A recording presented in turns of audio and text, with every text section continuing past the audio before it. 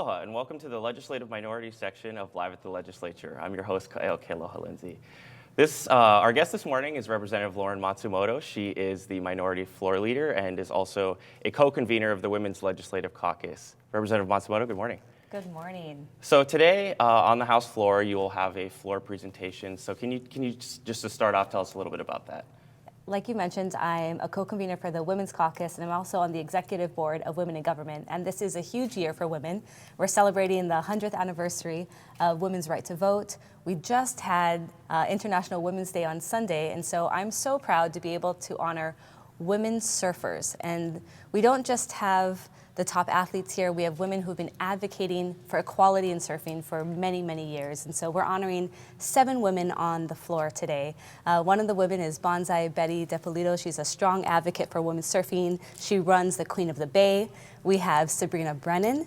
She is somebody who's co-founded the Committee for Equity for Women's Surfing and has really pushed for women to be in big wave surfing. We have Paige Alms, who's the first ever big wave surfing world champion, and she's also won 2 championships.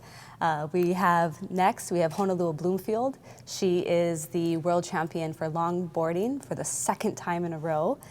We have Carissa Moore, who won't be joining us because she's competing in Australia, but her mom, Carol, will be accepting it on her behalf. And she is the world champion.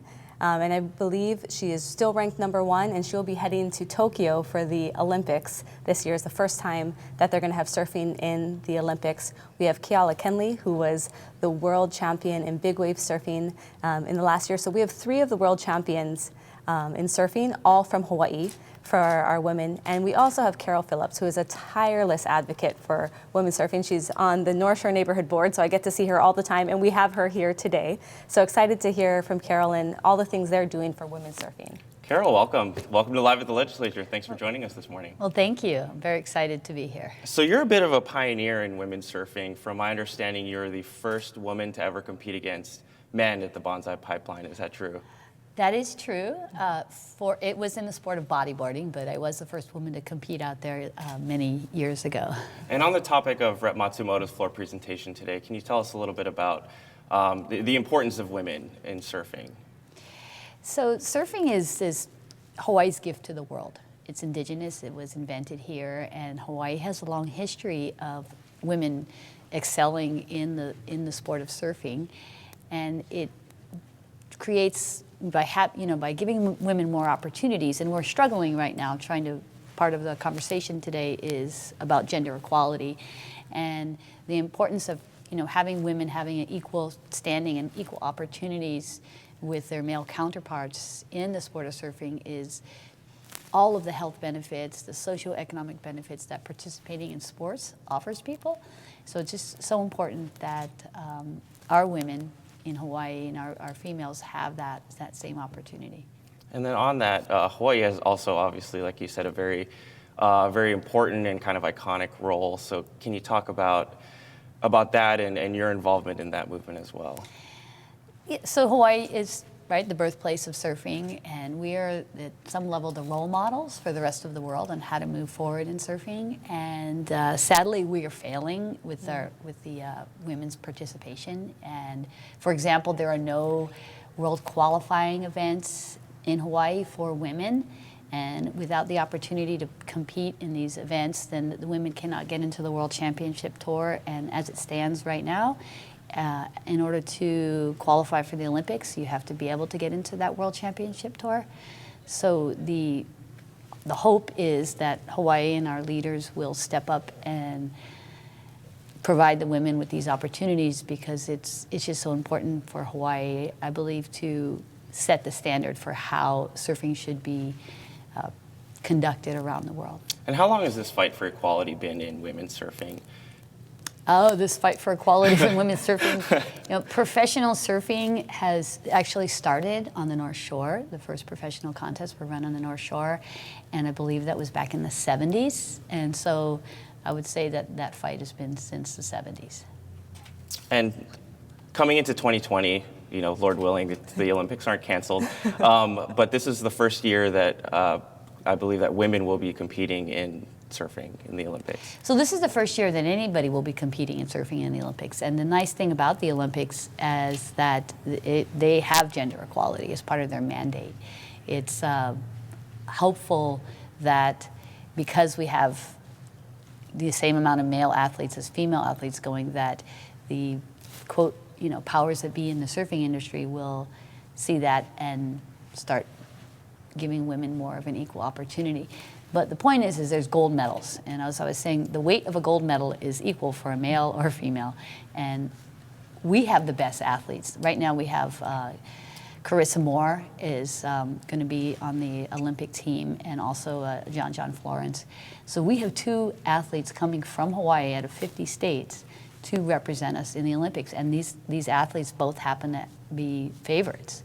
And we can't just squander that opportunity and not prepare for the future. And by giving more women athletes, as well as the guys, of course, the resources and the support that they need so that we can. And I know it's a big goal, but I would like to see Hawaii win all the gold medals for surfing forever, right? and we got to have that as our goal, whether we achieve it or not. We need to do that. And something interesting that Rep Matsumoto and I had talked off camera is that in World Championship surfing, Hawaii is a different, I guess, nationality than the U.S. So there's Hawaii surfers and then there's U.S. surfers. But in the Olympics, we're just going to have our Hawaii surfers will be competing for the U.S. Exactly. And yes. so how many surfers are from Hawaii of the total for both men? So there's four people, 4 athletes, 2 women and 2 men. And so 2 of those are from Hawaii, 1 male and 1 female. And then I believe the other 2 are from California. Okay. And so we've got about maybe a minute, 15 seconds left. Where do you see the future of surfing for women in Hawaii and just surfing in general? Well, it was a long time being advocated for the surfing to be in the Olympics, and Tahiti just announced that they will have surfing because the next Summer Olympics after Japan is in France, and so Tahiti, being part of France, is just announced that they're going to be hosting the surfing portion of the Olympics in Tahiti. How exciting! When the United States holds the Summer Olympics, we could hold it in Honolulu or on the North Shore. We could actually have Olympic Games in surfing here. I mean, and the benefits of that, and amazing, how exciting that would be to host the Olympics, in Hawaii, especially the surfing Olympics is. I get all excited. I think it's fabulous, and that's something that we should all work together to achieve. Absolutely.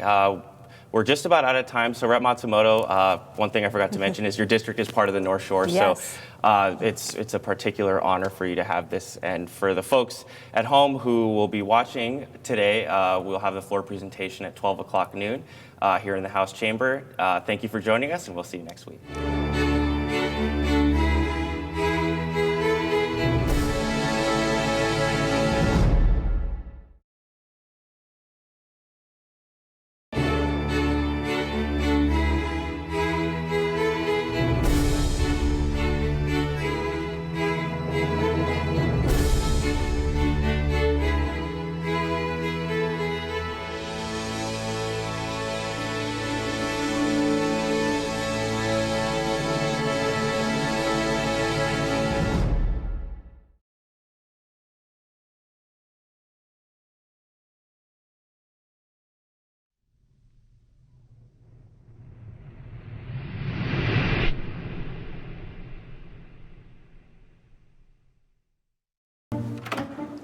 What are you doing? We have to go. I'm gonna be late for work. It's Tuesday morning. I gotta record live at the Legislature on Alelo. Senate and House leadership discussing what's happening at the state capitol. So just watch it on the news tonight. Come on, let's go. Hey, this is like getting the news before it's news.